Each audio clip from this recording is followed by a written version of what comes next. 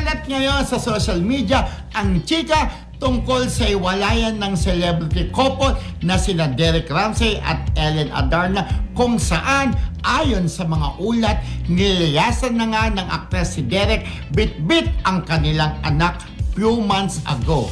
Dinanay naman ni Christopher Perme sa isang episode ng kanyang show ang issue at sinabing mema lamang daw ito, gayong magaling humawak ng relasyon ang aktor at malinaw na fake news lamang ito na pakana ng vloggers.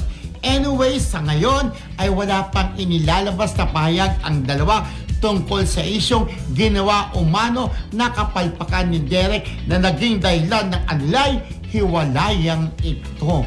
Alam mo, kung totoo man ang balitang yan, nakakalungkot, di ba? Kasi ang relasyong ito, ipinaglaban eh. Kumbaga, ang relasyon nila against all odds, di ba? Correct. Maraming hindi pabor sa relasyon nila, pero nga itinuloy nila at kasal sila. Correct. Tama ba, Beth? Kinasal sila, pero nga sabi nga ni Tita Christy Perme sa kanyang show, siguro lagi namang may reliable source. Si Tita, yun nga, dininay niya na hiwalay na raw ang dalawa. Oo. Di ba? Pero may anak, di ba, sayang. Diba? Kung habang hiwalay na, wala namang jowa. Ay, hindi, may jowa pala si John Doe. Pero nakakatakot minsan, di ba? Sabi nga, kapag may... Usok.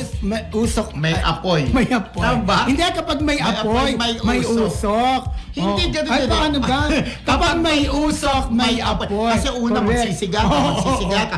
Ay! Lumaki yung apoy! Yung usok! Ay! Yung mga tao na tuyo, nasunod. Ay! Lumaki naging apoy. Yung usok may muna. sigaw talaga. Ay! May ganun. Apoy. Gano'n.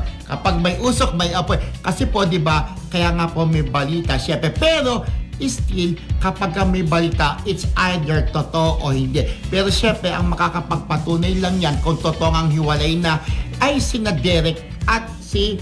Sino ba yung babae? Sino ba yan? Ayan, pati ako na Ellen Adarna. Si Ellen Adarna. Kung hiwalay na sila, sila lang makakapagsabi, di ba may mga social media accounts naman sila, pwede sila magpaliwanag, fake news, we're still together. Pwede bumano si Ellen. Kahit picture lang naman na magkasama sila, di ba? At konting caption, okay na yon. Kasi sa ngayon, nachichismis na hiwalay na sila. Pero again, sabi ko nga, kapag may usok, may apoy, di ba? Kaya, huwag kang gumamit ng lighter o kaya ng Posporo. Para walang usok Derek at Ellen Adarna. Go!